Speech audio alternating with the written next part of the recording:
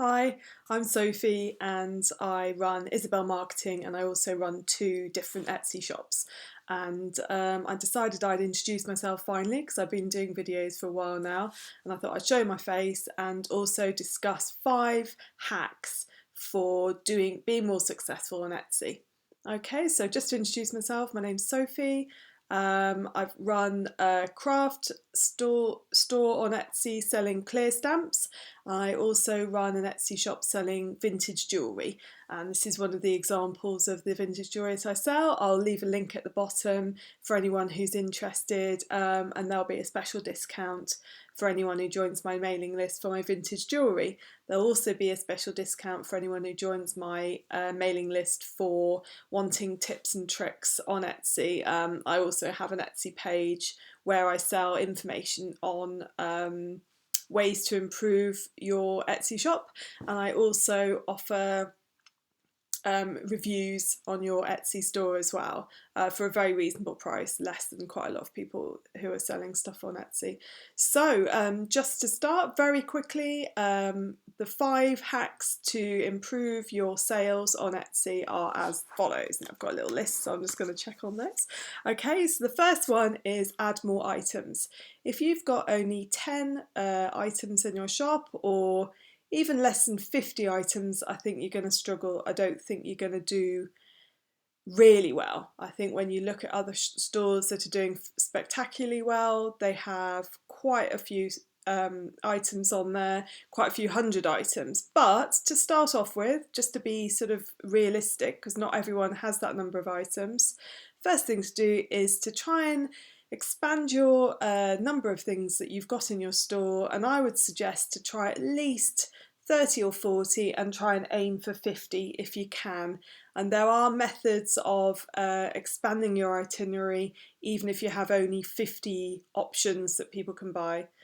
The second hack is to have a variety of price points. So if you only sell stuff for £100 or more, then you're obviously going to have fewer sales and you've got fewer people who will be interested in your stuff. That's not to say that you can't be very successful only selling items for that price, and there is a market for that. Some people only sell very high-end items, but I would imagine that if you're starting up on Etsy, if you only have items for that kind of price, then you are going to have fewer sales. And I think you need to have the option for different people to be able to buy from your store. So you definitely want to have a variety of price points, budget items. So say, for example, I help someone who sells wall clocks. So maybe he would maybe have an expanded itinerary of massive wall clocks, which you can sell for a few £100s.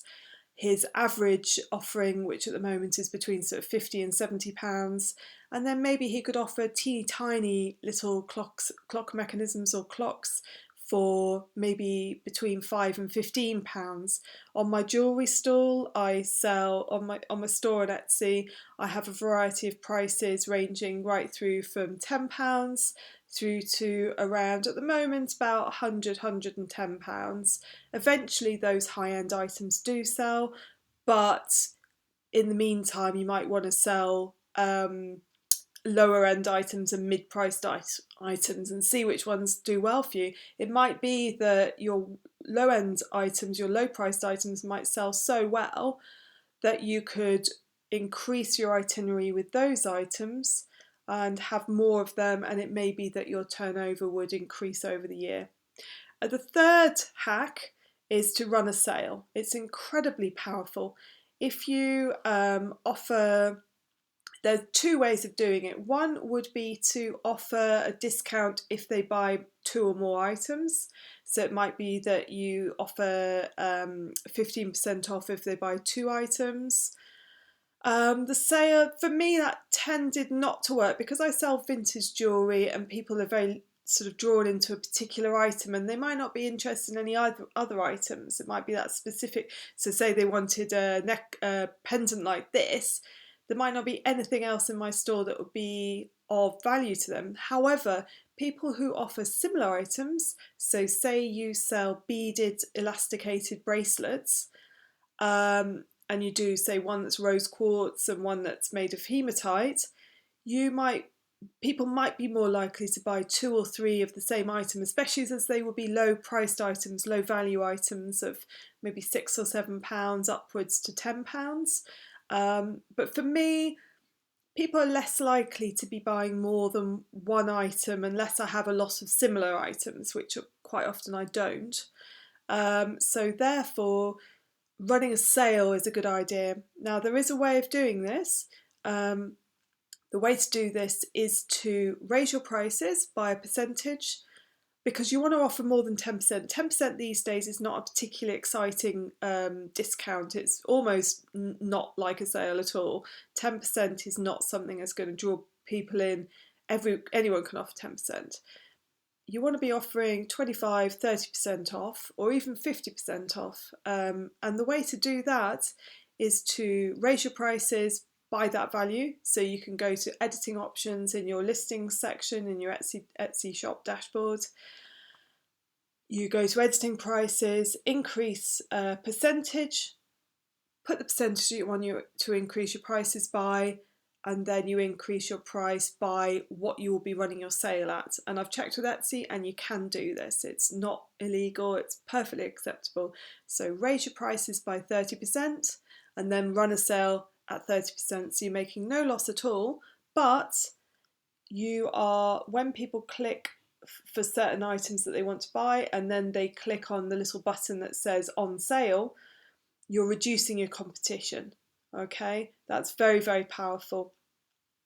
So definitely do that. So and maybe do a mix. I think some of the very successful businesses, I've watched YouTube videos on people who are doing incredibly well on Etsy, and they offer some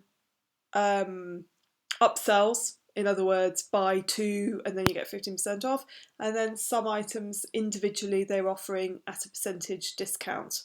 So you could run both those. That's not something I've tried, but I may well do that. I have another shop where I sell clear stamps, and people might want to buy more than one, especially while I'm thinking about it, if you don't charge more for an extra item on postage, that would be very, very powerful. Okay, so yeah, thinking about that might be a good plan. Combine that with not charging more postage. Obviously for large items you would have to, but for little items, say you charge £3.99 for your postage, that is abroad, obviously offer free postage to domestic if you can.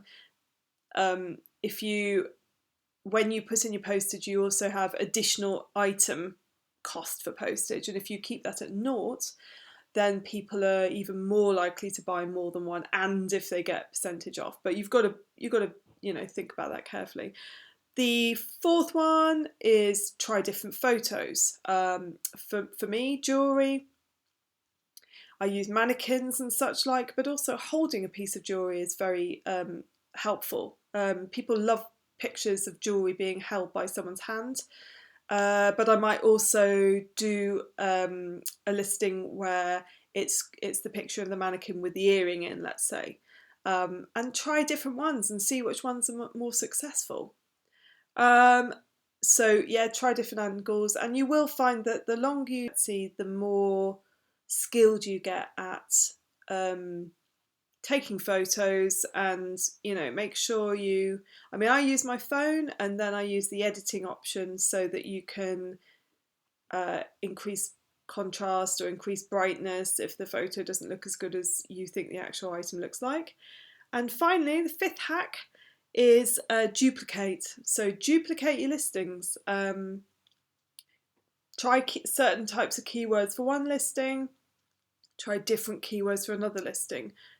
Mix and match your photos. Try some photos maybe holding the item, some photos on a mannequin, some photos from a different angle, close-ups from far away. Try all the different options. So that is going back to number 1, which was adding more items. You can try a variety. You can duplicate your listings, so if you only have 30 designs of your wall clocks or whatever, you can duplicate each listing. That will immediately become 60 items. And then you've got more opportunity for people to find you.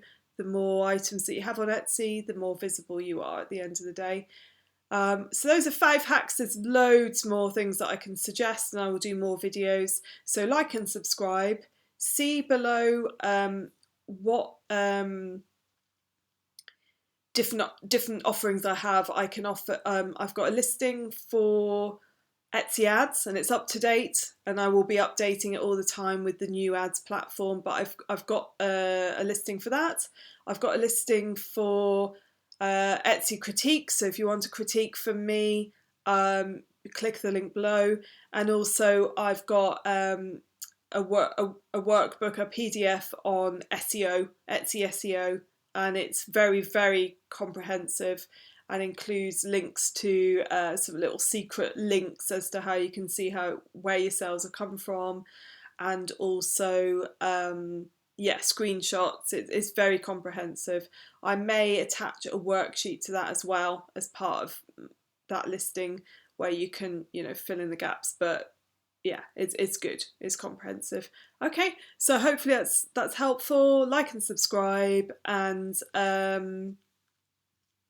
yeah, check out my vintage jewelry as well, because I've got some cool stuff. Okay, thanks very much for watching, and I will be continually doing these kind of videos. Okay, so take care.